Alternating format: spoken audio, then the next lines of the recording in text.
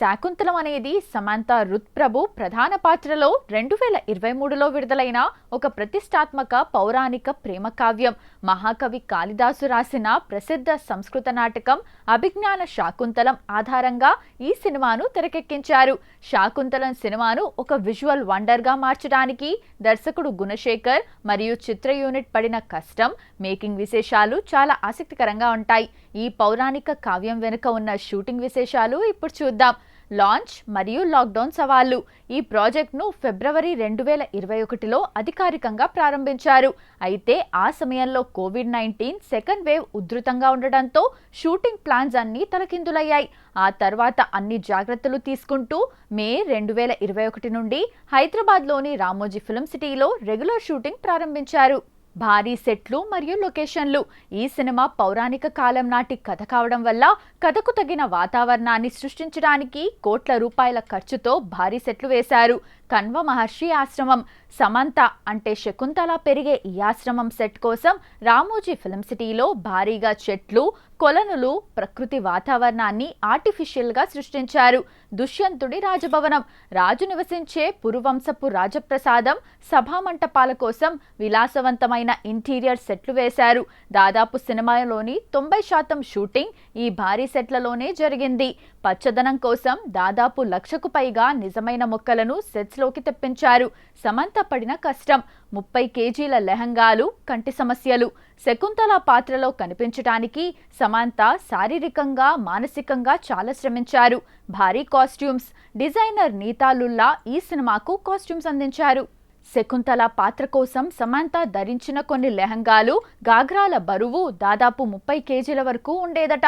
ఆ బరువును మోస్తూ రోజంతా షూటింగ్ లైట్ల కింద నటించటం సమంతకు పెద్ద సవాల్గా మారింది. ఒరిజినల్ నగలు. సినిమాలో గ్రాండ్నెస్ కోసం రోడియం, అన్కట్ డైమండ్స్తో చేసిన నిజమైన బంగారు ఆభరణాలను ఉపయోగించారు. కంటి ఇబ్బందులు. ఈ సినిమాను 3D టెక్నాలజీ కోసం ప్రత్యేకమైన అడ్వాన్స్డ్ కెమెరాలతో షూట్ చేశారు. ఆ కెమెరాల లైటింగ్ ఎఫెక్ట్ వల్ల షూటింగ్ సమయంలో సమంత కంటి సమస్యలతో ఇబ్బంది పడ్డారు. అల్లు అర్హా షూటింగ్ హంగామా. ఈ సినిమాలో అల్లు అర్జున్ కూతురు అల్లు అర్హా ప్రిన్స్ భరతుడిగా నటించటం సినిమాకే పెద్ద హైలైట్. అర్హా షూటింగ్ సెట్కి వచ్చినప్పుడు అల్లు అర్జున్ స్వయంగా వచ్చి చూసుకునేవారు. కేవలం 5 సంవత్సరాల వయసులోనే అర్హా తన డైలాగ్లను ఎక్కడా తడబడకుండా ఒకే టేక్లో చెప్పి సెట్స్లో ఉన్న గుణశేఖర్ మరియు యూనిట్ సభ్యులందరినీ ఆశ్చర్యపరిచింది. అర్హా షూటింగ్ ఉన్న రోజుల్లో సెట్ మొత్తం చాలా సందడిగా, పండుగ వాతావరణంలా ఉండేదట. కేవలం 80 రోజుల్లోనే టాకీ పార్ట్ పూర్తి. భారీ పౌరాణిక సినిమా అయినప్పటికీ దర్శకుడు గుణశేఖర్ పక్కా స్క్రిప్ట్ వర్క్ మరియు ప్రీ ప్రొడక్షన్ ప్లానింగ్తో కేవలం 80 వర్కింగ్ డేస్లోనే టాకీ పార్ట్ షూటింగ్ను పూర్తి చేశారు. ఆగస్ట్ 2021 కల్లా ప్రధాన షూటింగ్ ముగిసింది. సుదీర్ఘమైన పోస్ట్ ప్రొడక్షన్. షూటింగ్ 2021లోనే ముగిసినప్పటికీ సినిమా విడుదల కావడానికి దాదాపు 1.5 సంవత్సరం పట్టింది. దానికి కారణం విజువల్ ఎఫెక్ట్స్. సినిమాలో వచ్చే అడవి జంతువులు, సింహాలు, హంసలు, జింకలు, గంధర్వలోకం వంటి విజువల్స్ కోసం దేశ విదేశాలకు చెందిన దాదాపు 10కి పైగా విఎఫ్ఎక్స్ స్టూడియోలు రాత్రింబగళ్లు పనిచేశాయి. శాకుంతలం ఒక సీరియస్ పౌరాణిక చిత్రం అయినప్పటికీ షూటింగ్ సెట్స్లో మాత్రం సమంత, అల్లు అర్హా మరియు ఇతర నటీనటుల మధ్య చాలా సరదా వాతావరణం ఉండేది. అల్లు అర్హా చిన్నపిల్ల చేష్టలు సెట్కి కొత్త ఎనర్జీ. సినిమా సెట్ మొత్తానికి 5 సంవత్సరాల అల్లు అర్హానే ప్రధాన ఆకర్షణగా నిలిచింది. అర్హా సెట్లోకి రాగానే సమంతతో సహా క్రూ మొత్తం ఆ చిన్నారితో ఆడుకోవడానికి పోటీ పడేవారట. అర్హా తన డైలాగ్లను ఎంత పర్ఫెక్ట్గా నేర్చుకుని వచ్చేదంటే ఒక్కోసారి పక్కన ఉన్న సీనియర్ నటులు డైలాగ్ మర్చిపోతే తనే గుర్తు చేసి ఆట పట్టించేదట. ఒక సీన్లో అర్హా సింహం పిల్లపై కూర్చోవాలి. గ్రాఫిక్స్ కోసం డమ్మీ బొమ్మను వాడారు. ఆ సీన్ చేస్తున్నప్పుడు అర్హా నిజంగానే పులిని వేటాడుతున్నట్లు రకరకాల హావభావాలు పెడుతుంటే సెట్లో ఉన్న వాళ్ళంతా నవ్వు ఆపుకోలేకపోయేవారట. సమంతను ఏడిపించిన కాటేజీ రవికలు, డిజైన్లు. సినిమాలో శకుంతల పాత్ర కోసం సమంతకు పూల ఆభరణాలు, ప్రత్యేకమైన డిజైనర్ దుస్తులు వేశారు. ఆ పూల నగలు ఒరిజినల్ పూలతో చేయడం వల్ల షూటింగ్ లైట్ల వేడికి అవి త్వరగా వాడిపోయేవి. దీంతో కాస్ట్యూమ్ టీం సమంత చుట్టూ తిరుగుతూ పదే పదే పూలు మారుస్తుంటే నన్ను ఒక బొమ్మను చేసి ఆడుకుంటున్నారు అంటూ సమంత సరదాగా కంప్లైంట్ చేసేదట. అలాగే ఆ పౌరాణిక దుస్తుల బరువు వల్ల సమంత సరిగ్గా నడవలేక ఇబ్బంది పడుతుంటే కో స్టార్ దేవ్ మోహన్ ఆమెను చూసి నవ్వుతూ ఆట పట్టించేవారట. జంతువుల డమ్మీలతో నటుల తిప్పలు. సినిమాలో హంసలు, జింకలు, సింహాలు చాలా ఉంటాయి, కానీ షూటింగ్ సమయంలో అవన్నీ లేవు కాబట్టి గ్రీన్ మ్యాట్ బొమ్మలను ఉపయోగించారు. సమంత గాల్లో ఉన్న ఒక డమ్మీ పచ్చటి స్టిక్ను చూస్తూ అది ఒక అందమైన హంస అని ఊహించుకొని చాలా ఎమోషనల్గా మాట్లాడాల్సి వచ్చేది.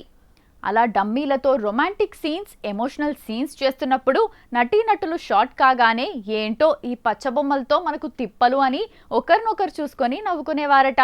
మధుబాల, గౌతమి సీనియర్ల సందడి. 90s స్టార్ హీరోయిన్లు అయిన మధుబాల, గౌతమి చాలా కాలం తర్వాత ఈ సినిమా సెట్స్లో కలుసుకున్నారు. వీరు సమంతతో కలిసి పాత సినిమా ముచ్చట్లు, ఆనాటి షూటింగ్ విశేషాలను పంచుకుంటూ సెట్లో ఒక చిన్న గెట్ టుగెదర్ వాతావరణాన్ని సృష్టించారు. దేవ్ మోహన్కు తెలుగు క్లాసులు. దుష్యంతుడిగా నటించిన దేవ్ మోహన్ మలయాళ నటుడు. ఆయనకు తెలుగు అస్సలు రాదు. సెట్లో ఆయన డైలాగులు పలకడానికి పడే ఇబ్బందిని చూసి సమంత, డైరెక్టర్ గుణశేఖర్ ఆయనకు తెలుగు నేర్పించడానికి ట్రై చేసేవారు. దేవ్ మోహన్ కొన్ని తెలుగు పదాలను తప్పుగా పలికినప్పుడు సమంత గట్టిగా నవ్వుతూ ఆయనను కరెక్ట్ చేస్తూ సెట్లో మంచి హంగామా చేసేదట. శాకుంతలం సినిమాను ఒక విజువల్ వండర్ గా అంతర్జాతీయ స్థాయిలో తెరకెక్కించాలని భావించిన చిత్ర యూనిట్ కు ప్రతి అడుగులోనూ పెద్ద సవాళ్లు ఎదురయ్యాయి. కోవిడ్ లాక్డౌన్ల నుండి విజువల్ ఎఫెక్ట్స్ పనుల వరకు ఈ సినిమా నిర్మాణంలో ఎదుర్కొన్న ప్రధాన సవాళ్లు ఇప్పుడు చూద్దాం. కోవిడ్-19 థర్డ్ వేవ్ మరియు లాక్డౌన్ ఆటంకాలు. ఈ సినిమా షూటింగ్ ప్రారంభమైన కొత్తలోనే కోవిడ్ సెకండ్, థర్డ్ వేవ్లు దేశాన్ని అతలాకుతలం చేశాయి. పౌరాణిక సినిమా కావడం వల్ల వందలాది మంది జూనియర్ ఆర్టిస్టులు, టెక్నీషియన్లు ఒకే చోట ఉండాల్సి వచ్చేది. బయోబబుల్ వాతావరణాన్ని సృష్టించి అందరికీ కోవిడ్ టెస్టులు చేస్తూ కఠినమైన నిబంధనల మధ్య షూటింగ్ కొనసాగించడం ప్రొడక్షన్ టీంకు ఒక నైట్ మేర్లా మారింది. సమంత తీవ్ర ఆరోగ్య సమస్యలు. సినిమా షూటింగ్ ముగిసి డబ్బింగ్, ప్రమోషన్ల సమయానికి సమంత మయోసైటిస్ అనే అరుదైన కండరాల వ్యాధి బారిన పడ్డారు. ఆ తీవ్రమైన శారీరక నొప్పితో బాధపడుతున్నప్పటికీ సినిమా ఆలస్యం కాకూడదని సమంత సెలైన్ బాటిల్ పక్కన పెట్టుకుని మరీ డబ్బింగ్ చెప్పారు.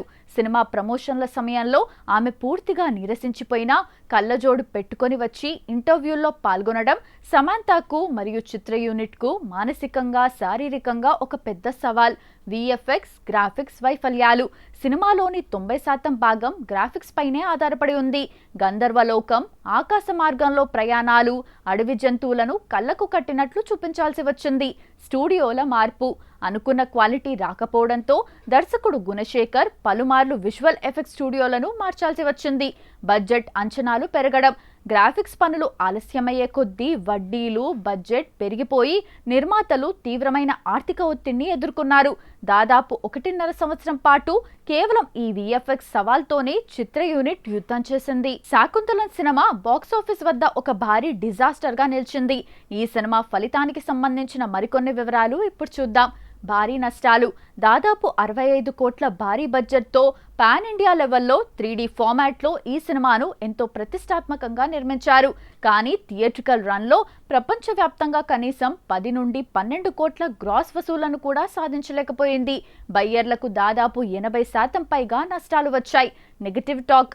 సినిమా విడుదలైన మొదటి ఆట నుండే కథనంలో వేగం లేకపోవటం, కార్టూన్ సినిమాలను తలపించేలా ఉన్న పేలవమైన గ్రాఫిక్స్ కారణంగా ప్రేక్షకులు ఈ చిత్రాన్ని పూర్తిగా తిరస్కరించారు. నిర్మాత దిల్ రాజు కామెంట్స్. ఈ సినిమా ఫలితంపై ప్రముఖ నిర్మాత దిల్ రాజు ఒక ఇంటర్వ్యూలో మాట్లాడుతూ, నా 25 ఏళ్ల సినీ కెరీర్లో శాకుంతలం నాకు అతిపెద్ద జలకిచ్చింది, ఊహించని భారీ నష్టాన్ని మిగిల్చింది అని బహిరంగంగానే అంగీకరించారు.